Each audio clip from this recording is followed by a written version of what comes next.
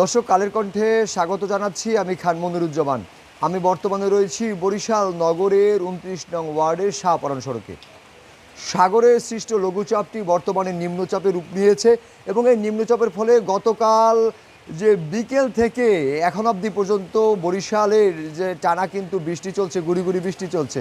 এবং আবহাওয়া অধিদপ্তর থেকে আমাদের জানানো হয়েছে যে এই নিম্নচাপটির ফলে এখন যে পায়রা সমুদ্র বন্দরে কিন্তু ৩ নম্বর সতর্কতা সংকেত এবং স্থানীয় নদী বন্দরগুলোতে ২ নম্বর সতর্কতা সংকেত জারি রয়েছে। আর নিম্নচাপের ফলে কিন্তু বরিশালে নদ নদীর যে পানি তা কিন্তু বৃদ্ধি পেয়েছে। কীর্তনখোলা সহ আশপাশের নদ নদীতে কিন্তু জোয়ারের পানি বৃদ্ধি পেয়েছে এবং সেই পানি নিম্নাঞ্চল এলাকাগুলো ঢুকে সেই এলাকাগুলো প্লাবিত হচ্ছে। আবহাওয়া অফিস আরও জানিয়েছে আজ সকাল ৬টা থেকে সকাল ৯টা পর্যন্ত ২৭ মিলিমিটার বৃষ্টিপাত রেকর্ড করেছে আবহাওয়া অধিদপ্তর।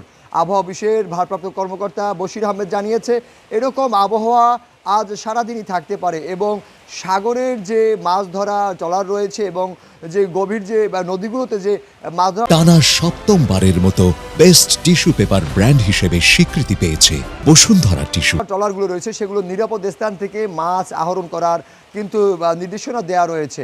পাশাপাশি তারা জানিয়েছে যে এই যে দমকা হাওয়া এবং ঝোড়ো হাওয়া বয়ে যেতে পারে এবং এই বাতাসের গতি কিন্তু বর্তমানে ৭০ থেকে ৮০ কিলোমিটার বেগে কিন্তু বইছে।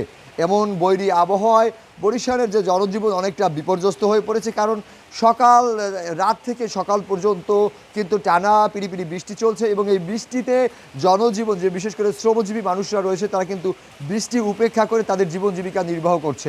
নিম্নচাপের ফলে জোয়ারের পানি বৃদ্ধি পেয়েছে বরিশালের নদ নদীতে এবং এই জোয়ারের পানি ক্রমান্বয়ে নিম্নাঞ্চল যে এলাকাগুলো রয়েছে সেই নিম্নাঞ্চল এলাকায় ঢুকে পড়ে কিন্তু প্লাবিত হচ্ছে। নিম্নাঞ্চল বিশেষ করে বরিশাল নগরের যে নিম্নাঞ্চল এলাকাগুলো রয়েছে পলাশপুর, রসুলপুর এবং ধান গবেষণা যে এলাকা সেই এলাকাগুলো কিন্তু ইতিমধ্যে প্লাবিত হয়েছে। বিশেষ করে যে কীর্তনখোলার যে নদীর পানি সেই নদীর পানি বৃদ্ধি পেয়েছে এবং এই বৃদ্ধি পাওয়ার ফলে কিন্তু বরিশালের নিম্নাঞ্চল এলাকা বিশেষ করে যে পলাশপুর, রসুলপুর এবং ধান গবেষণার যে এলাকাটি রয়েছে সেই এলাকার নিম্নাঞ্চল এলাকাগুলো প্লাবিত হয়েছে আর এর ফলে দুর্ভোগে পড়েছে এই এলাকার বাসিন্দারা। আর এমনটাই ছিল আমার কাছ থেকে বরিশাল থেকে সর্বশেষ সংবাদ।